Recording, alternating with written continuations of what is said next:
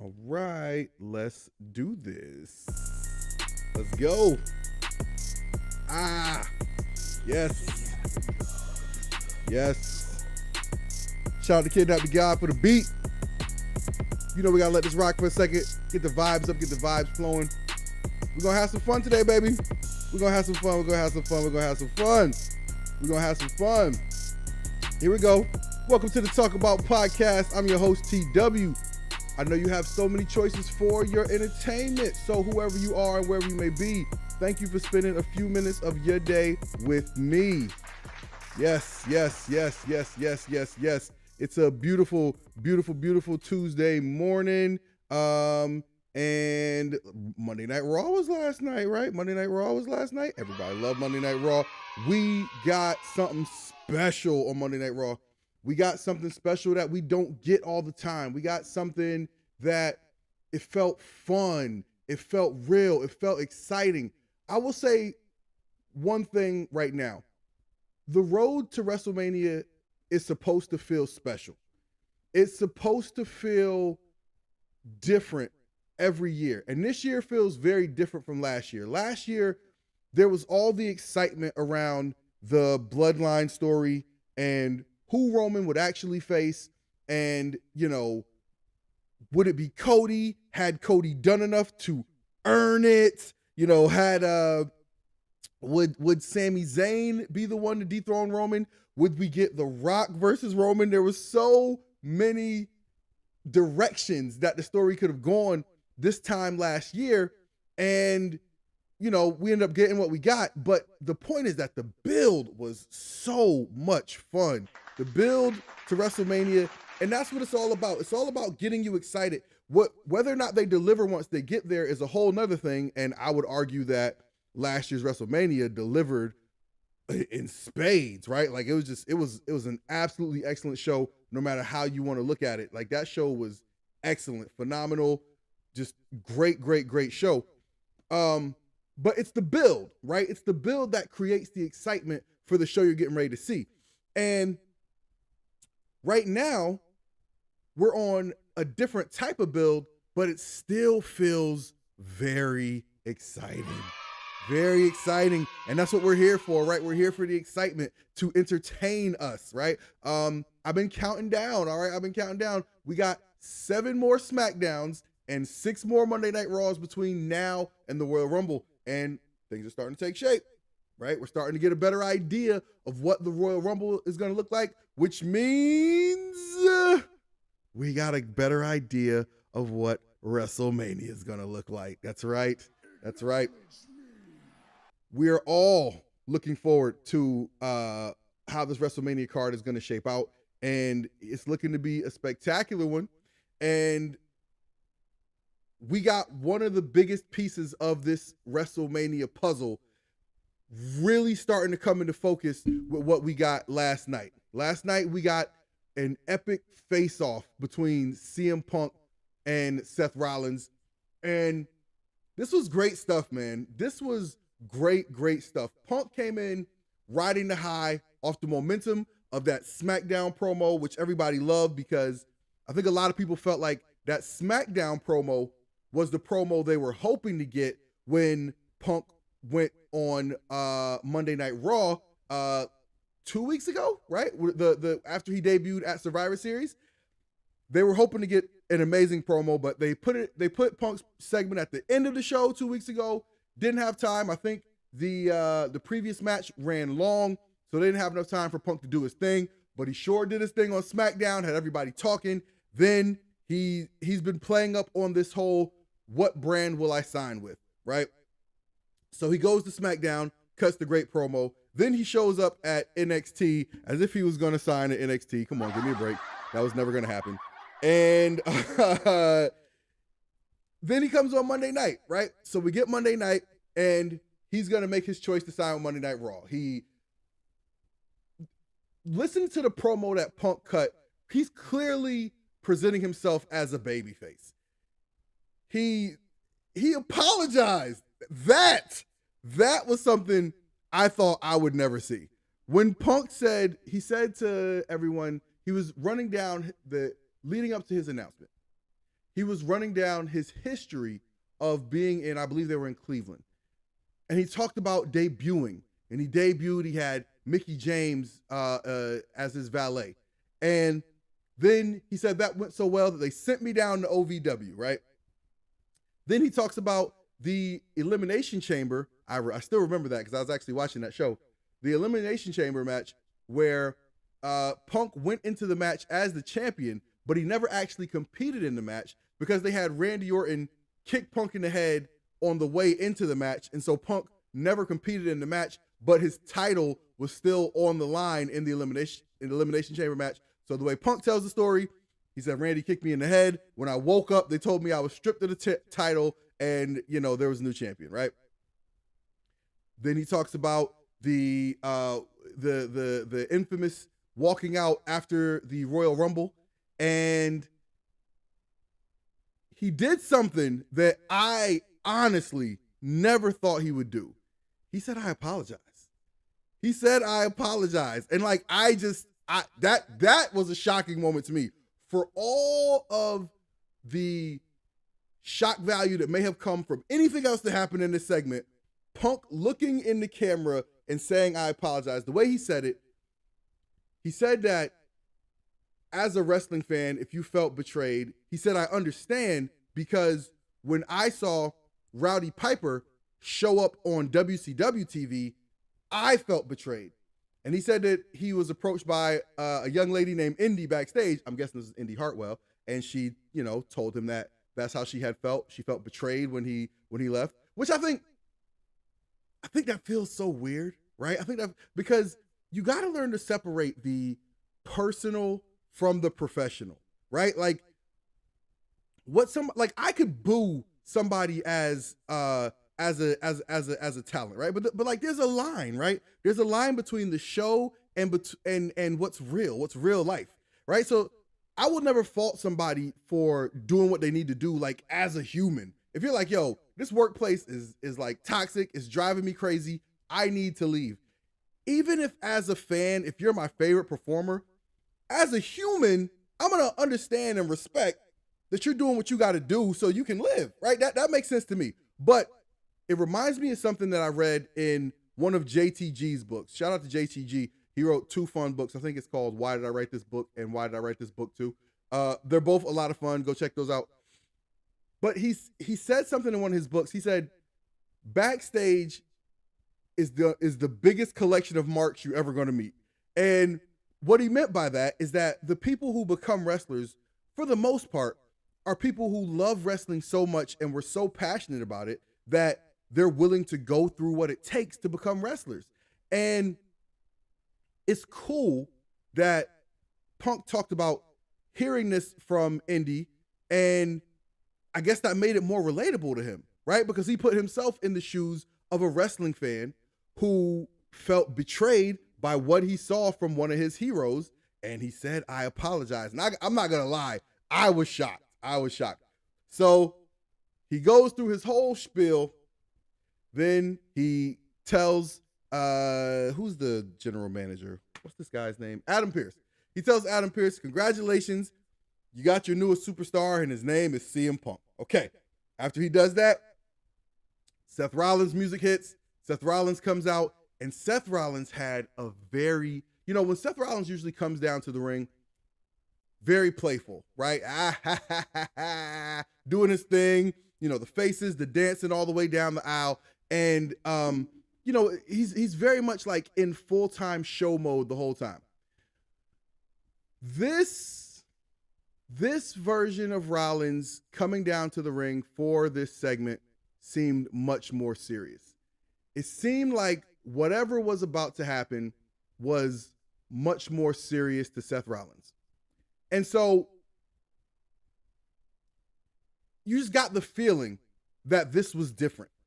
You got the feeling that what you were about to see from Seth was going to be just not your normal Seth that you see on a Monday in and Monday out basis because of the person standing in the ring, right? Because of the person standing in the ring, because of the situation that was happening, you got the feeling that what was happening, what was about to go down was going to be a different version of Seth than what you are used to.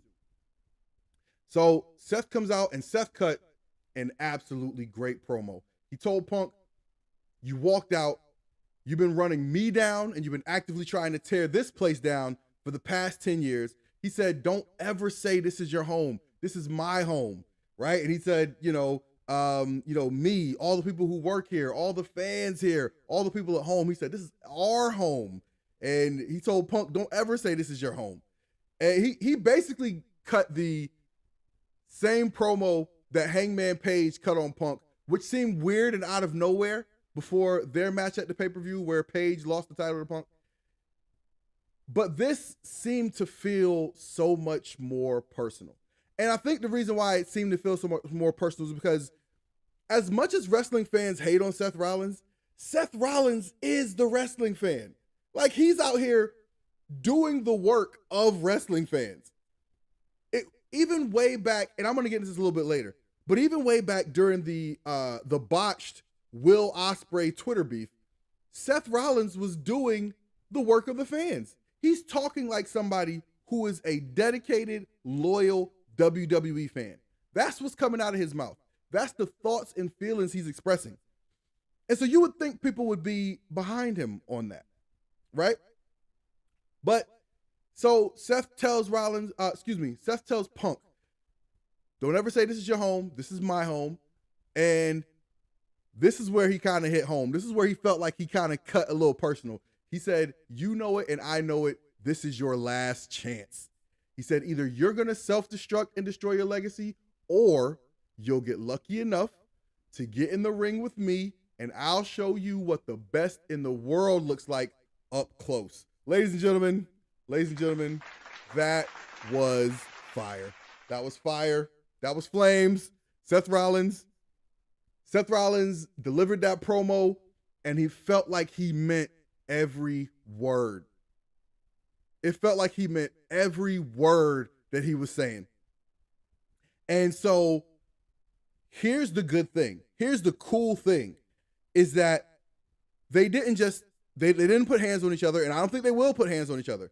I think they're going to just, little jabs, little barbs here and there. Like, I don't think they're going to get into any fights.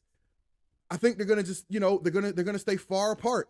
And this really sets the stage for what may feel predictable, but we still really, really want it, which is for CM Punk to win the Royal Rumble and to challenge Seth Rollins in the main event of WrestleMania, particularly on night 1, because we already know night 2 is reserved for someone else. Okay, you can't really. It is what it is. We don't make the rules, and we all know who's getting that spot. So, So, here's what I thought was very interesting about this. Right, as much as CM Punk loves Bret Hart, in this situation, CM Punk is Stone Cold Steve Austin, and Seth Rollins is 1996 Bret Hart. Seth Rollins is, 97 Bret Hart? But whenever it was that Stone Cold was heating up and Bret Hart really started having a problem with the idea that he was there all the time, doing the right thing, wrestling hard, trying to be a man's man, a champion for the fans. And here comes this guy saying ass like it's going out of style and everyone loves him. Bret Hart was like, how dare you? How dare you? And that's what Seth Rollins is. Seth Rollins right now is Bret Hart then. Because as much as CM Punk might have this reputation of a guy who walked out on WWE and a guy who, talked bad about the company and all this other stuff, the fans right now, listen to the fans. They love him. The fans love CM Punk right now. Drew McIntyre mentioned CM Punk in the opening segment where he was talking to Jey Uso, and what did the fans do? They started chanting, CM Punk, CM Punk, okay? The people right now, they want CM Punk. CM Punk is their hero. So here's what I would like to see from Seth Rollins. I want to see Seth Rollins skip the pleasantries and just go heel. Go heel. Go heel. Go heel right now. I know Seth's been trying extra hard to be the good guy. He's been trying extra hard to be the good guy. He's been doing everything to go above and beyond and give you the hero that you want. He's on every show wrestling while your other champion is off getting bottle service and working on his biceps. Seth Rollins is in the ring every week, putting his body on the line, cutting promos, making all the towns to give the people a champion they can see. He's taking on all the matches, all the comers. He wants to face everybody, give people some shine. He is being the wrestling fans' wrestler. He's doing everything to give you what you want. And what are you doing? You're cheering CM Punk. You're cheering CM Punk. You want CM Punk. CM Punk is the person you want to see more than anyone get to the main event of WrestleMania. How do you think that makes Seth Rollins feel? I mean, listen, we're talking about a guy who has not been shy about what he feels he deserves because of the work he puts in. So Seth Rollins is not a guy who is going to look lightly to the idea of being cast aside or moved down the card or minimized at all in any way for somebody who hasn't been here putting in the work. And you can say what you want, like CM Punk is a draw. This is absolutely true. I'm not downplaying CM Punk. I'm not saying CM Punk shouldn't be in that spot. As a matter of fact, I'll say CM Punk absolutely should be in that spot. And to be honest with you, if you want to do the biggest WrestleMania match you can do, it's CM Punk versus Roman Reigns. I know. Finish the story, all of that. But the biggest match you could do is CM Punk versus Roman Reigns. And look, it feels like they have a plan and we're on track towards these two particular main events. It feels like the courses are set, and right now we just have to watch it play out. That's how it feels. But I said it before and I will say it again. At some point between now and Royal Rumble, they are going to put CM Punk in the ring with Roman Reigns.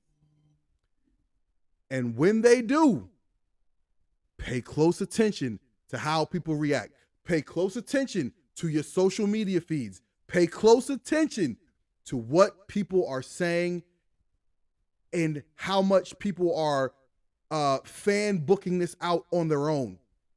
Because I think that with enough fan momentum that Cody Rhodes could be out and CM Punk could be in. I think it's a thing.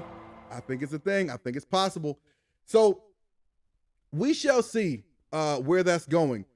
Night one of WrestleMania is, it's set up to be great no matter who it is, right? No matter who it is. But this feels like a great story. Like I said, it feels personal. And by the way, CM Punk should not be wrestling every week. CM Punk shouldn't be wrestling every other week. We saw in AEW how often CM Punk got hurt. You have to stretch out his usage, okay? Get the most out of him.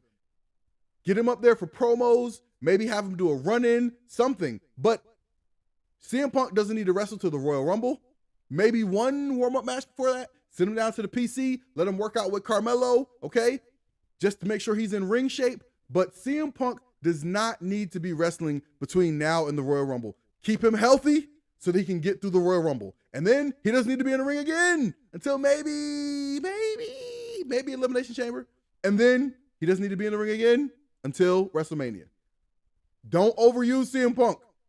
He's not a spring chicken, okay? Give us the story that we want for these matches. In order to do that, you got to keep him healthy. So I don't want to see CM Punk out here wrestling anybody and everybody.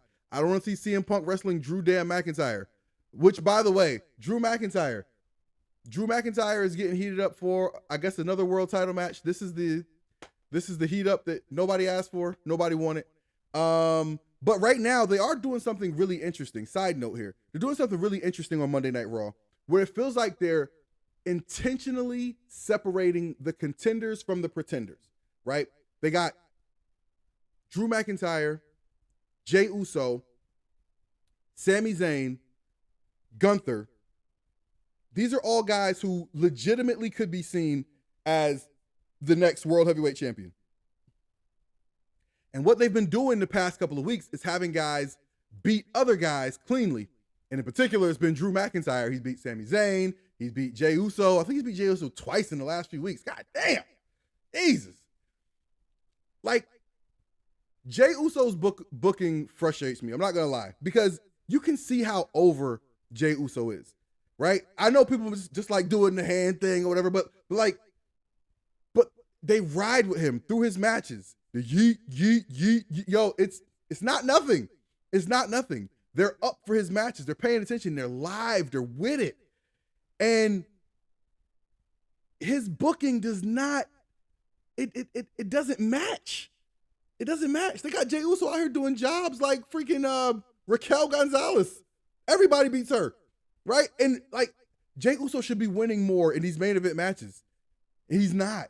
He's not. And it doesn't make sense. So to me, it makes me feel like they're intentionally keeping Jey cool so that people don't start asking for him in the world title match. Which is like, you know, I get it. Don't get me wrong. I get it. I understand.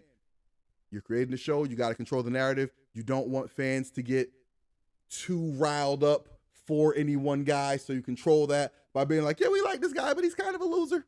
But here's the problem is that at some point, you're going to come back to that. At some point, you're going to come back to that, and you are going to want to use Jey Uso. I think Jey Uso should be the one to dethrone Gunther for the Intercontinental title. And then you can have the match with Jey and Jimmy be for the Intercontinental title at WrestleMania, and I think that'd be dope. I think that'd be great for everybody, all parties involved. But, you know, I don't know. We'll see. All right, so real quick, if you guys are watching on YouTube, please hit that thumbs up button, okay? For every view, I should have a matching like. There should be a like for every view on this page. Please hit the subscribe button so you subscribe to this channel. Definitely want to get my subscribers up. If you're listening to this on any podcast platform, hit the subscribe and leave a 5-star rating, okay? If you're gonna leave 4 stars, I'm inclined to believe you are a hater, okay? And listen, the best thing you can always do is tell a friend to tell a friend, okay? All right, so back to it. My New York Jets. Yes, let's go. Look, being a Jets fan is not easy, okay? Being a Jets fan is not easy at all. But this past week was an especially chaotic week for anybody and everybody who considers themselves a Jets fan. We had reluctant to play gate. We had text message radio host gate, right?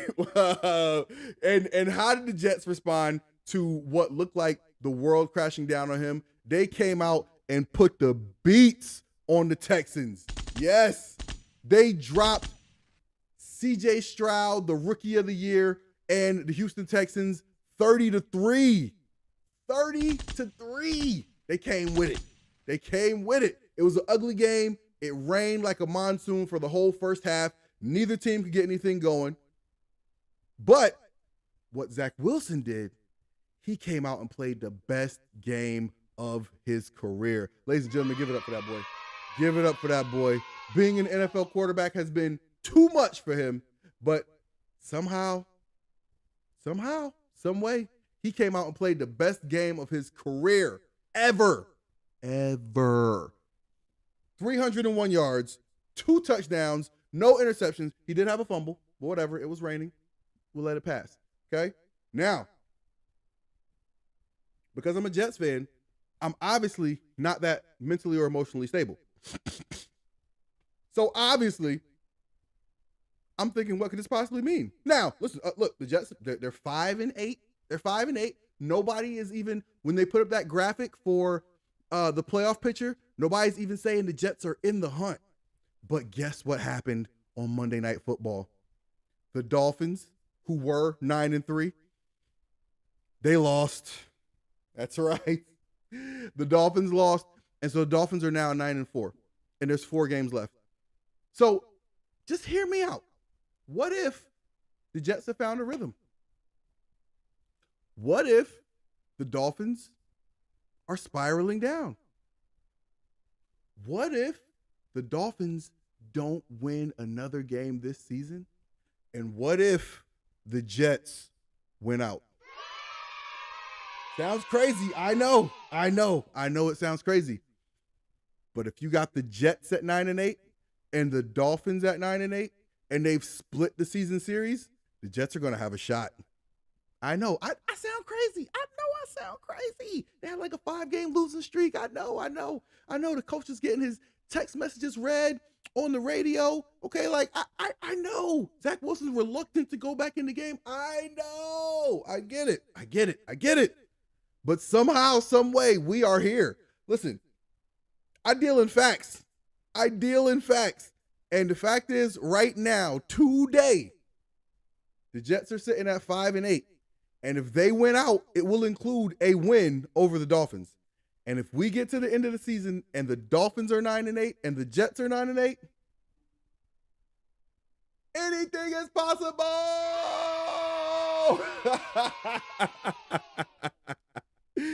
Let's go, baby. Let's go. All right, back to wrestling. So, if you guys have been following me at all, you know that I'm a fan of Impact Wrestling. I've been watching TNA since it was like 2006, 2007, maybe 2006, 2008, something like that. But I've been following the show for a long time, right? And so whatever, I still watch it. It is what it is. I like wrestling. I watch anything that's called wrestling. I watched Lucha Underground, Wild Superheroes. Like I've watched just about anything that's called wrestling at least once. So I still watch Impact/TNA. And Impact made the big announcement at the end of their Bound for Glory show that they were dropping the Impact Wrestling name and they were going back to their old name, TNA. And people were so excited. This was a big, big deal. And previously, they had done an Impact, I think, 1,000th episode anniversary show. And lots of people came out for that show. It great crowd, anytime they do anything that has the TNA name around it, it would always drum up a bunch of nostalgia for people who kind of grew up on that show. Now, here's the thing. They had to change away from the TNA name at some point because the brand name was so damaged because of just all the bad press they were receiving, right? Like that TNA brand name was shot. So changing to Impact Wrestling, I thought, was a good strategic move. I thought it was a good strategic move, and it worked, and they did it for a while. People have still been chanting TNA everywhere they go. So they decided, hey, we need a shot in the arm. We need something for some good press. Let's rebrand, and let's go back to the TNA name, and let's see if we can get some momentum going behind this company. So they did that, right? Everyone was excited. But here's the problem. They haven't followed that up with anything. To keep the momentum going. And I think that the plan at that moment was that they were hoping for some sort of big signing to boost the momentum. I think they were hoping that nobody else wanted CM Punk and that they could sign CM Punk. I think they were hoping they could make a great pitch to make Will Ospreay the head ornament of their organization and they could sign him. I think that's what they were hoping for, but both of those things fell through. Neither of them has happened. And as of right now, their big TNA rebrand event, which is set for January 13th at the Palms Casino in Las Vegas, at the Palms in Las Vegas, the tickets they're not moving. They're not, so here's the thing. They got the place set up for 1,180 people, right? Solid crowd if they can get it. as of right now, they only got 647 tickets out. Now, I say only 647 tickets. That's still a good amount of tickets, especially compared to how they've been, selling for the past few years. But they got the place set up for 1,180 people, right? So that's 533 available tickets as of today. So they got some work to do, right? They better figure out something. They better figure it out fast. This is not the way you want to start off the new era of TNA by having it look a lot like the old era of TNA when at some point people just didn't give a damn. Okay. So hopefully they can do some good promotional videos. They can announce some matches that sound fun. They can announce some sort of appearances that will get people excited to get in the door. Or they just better pray for a great walk up because, again, if January 13th, Hard to Kill is going to be the start of a new era for TNA, then you want to be doing a lot better business-wise than they were doing in the last era of TNA. All right, one more quick thing I want to get to. There was a controversy this past week that took place on Twitter, but it was kind of real world too. I think it was innocent, but it wasn't, right? So, the WWE on Fox account tweeted out a picture of Bobby Lashley and the Street Profit with the caption, "Dem Boys," DEMBOYZ. Okay. And this was, this was certainly not something that was done to try and, play anyone or to embarrass anyone or anything like that. But of course, because nothing in wrestling can just be, nothing can be nothing, right? Like everything has to be a big deal. People feel disrespected and, everything has to be a big kerfuffle. Okay. And the surviving Briscoe brother, I think Jay passed and Mark is alive. I apologize. Really, I mean, no disrespect by this, but the Briscoe brother, the living surviving Briscoe brother, the bald head brother, the one with the beard, I believe that's the one. Him. They both have beards, but the surviving Briscoe brother, he tweeted at Triple H and basically, he said that this is ignorance, and basically giving Triple H crap for that tweet. Now, he wasn't the only one, okay? By the way, I don't think he was necessarily wrong for that, right? Like, he is defending the legacy of him and his brother and their tag team and, everything they accomplished, like the legacy that they built in the wrestling business. So I don't blame him for speaking up. I don't blame him for saying something to make sure that the name of Jay Briscoe is not disrespected, right? That the name of Mark Briscoe is respected. That the legacy of the Briscoes as a team, right, continues to be honored, because a lot of people felt that was the best tag team in the world. Like I've heard so much about those guys.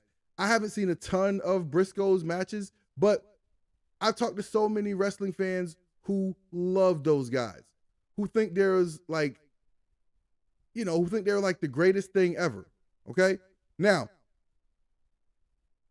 I don't have a problem with him having a problem with it. Okay. I don't. I do think a little humility could be used on his part.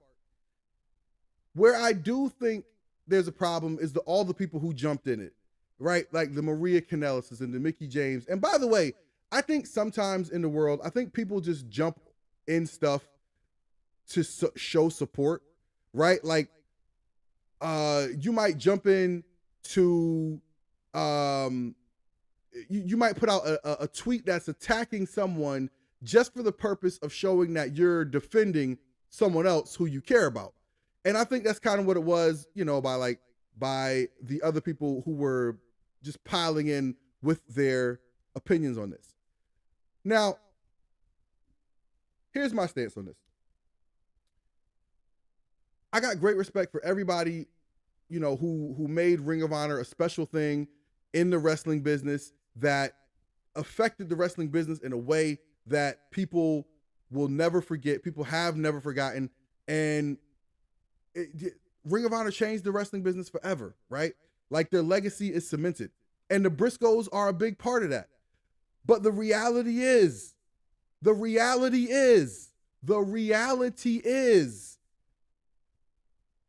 small audience, okay? Small audience compared to WWE. WWE has fans who have never watched any wrestling other than WWE. WWE hires people to do their work who are not even wrestling fans. Product knowledge is preferred, but not required to do the work at WWE. A big company like ESPN, sports knowledge is preferred, but not required. Okay? Just don't make any posts that are going to completely embarrass the company. Ring of Honor is a niche. It's a niche, however you want to say it. It's a small audience. It's a sub-audience of the wrestling audience. Not everybody knows who the Briscoes are. Not everybody has watched their work. I'm sorry, but it's the truth. No matter how great their work was, not everybody has watched it. And I'd be willing to bet that way more people know the phrase "dem boys" from the Wiz Khalifa song. Hola, we dem boys. Okay, I bet you way more people know the phrase from that. I bet you way more people know the phrase from people using it for the Dallas Cowboys.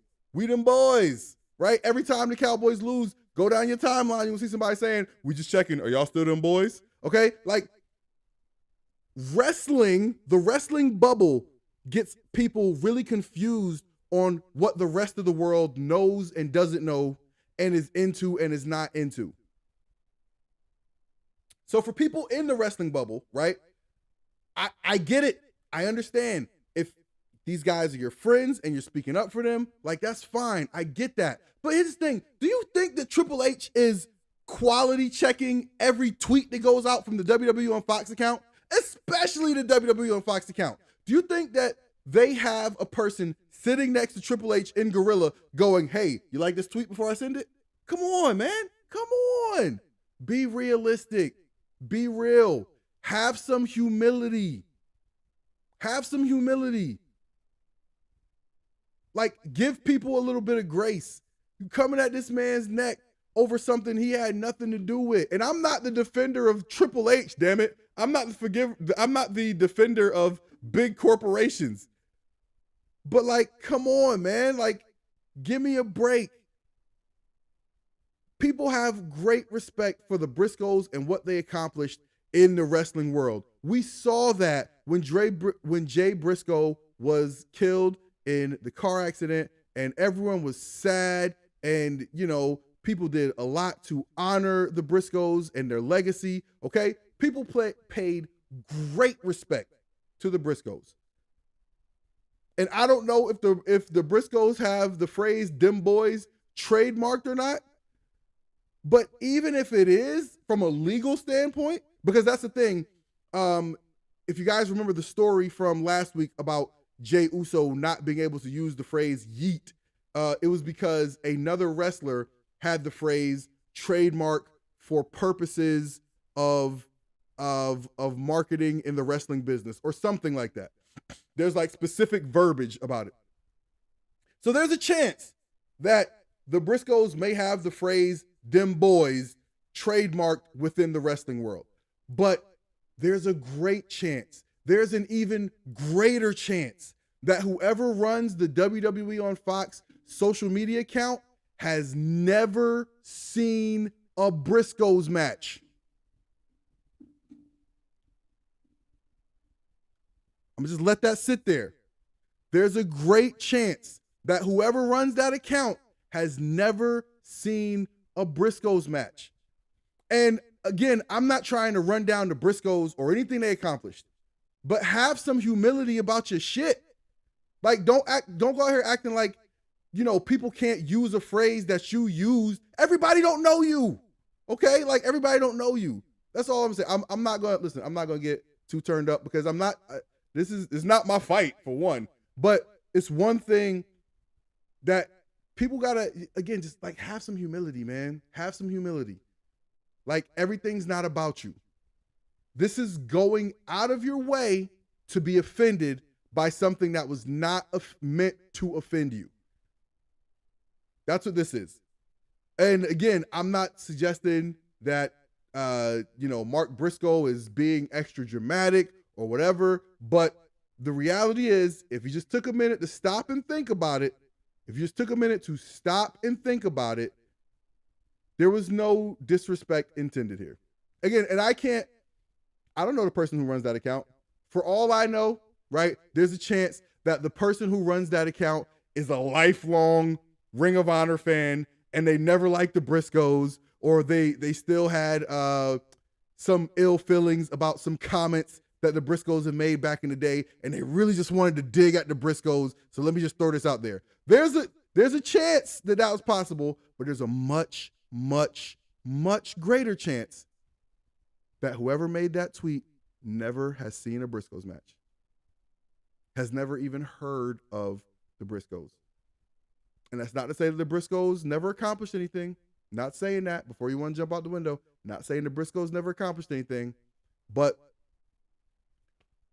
when you start assuming that people should know your work, you open yourself up to get introduced to the reality about who does and doesn't know your work and why they would or wouldn't know your work. All right? So that's all I'm saying. Is just take a minute before you react. Just take a minute, step back, assess the situation, and ask yourself, do I want to go out and be publicly offended? Is this a hill I'm willing to die on? It is what it is. It is what it is. So much love to the Briscoes. God bless everybody involved in that situation. Really, there should be no harm, no foul, because there was no harm and there was no foul. All right. That's all we got. Thank you guys so much for watching. Please, before you go, hit that like button, drop a rating, subscribe to the channel, drop a comment. Let me know what you think. If you agree or disagree with any of the stuff that I'm saying, please, if you really want to help the channel out, the best thing you could do is tell a friend to tell a friend. Let's bring more people into the conversation. Thank you guys so much. You guys are wonderful. You're amazing. I'll be back. I want to come back on Thursday nights and start doing a live post-impact review. But we'll see, because I need them to give me something to review. Like these past couple of weeks, they've putting out some stuff that I just really have not. It just has not seemed like something I want to spend my time doing. But my plan is I want to get back to doing a live impact review on Thursdays. Just keep an eye on your tweets. If you see me post about it, then you'll know it's a thing. But yeah, until next time, thank you guys so much for tuning in. I'm TW. Peace.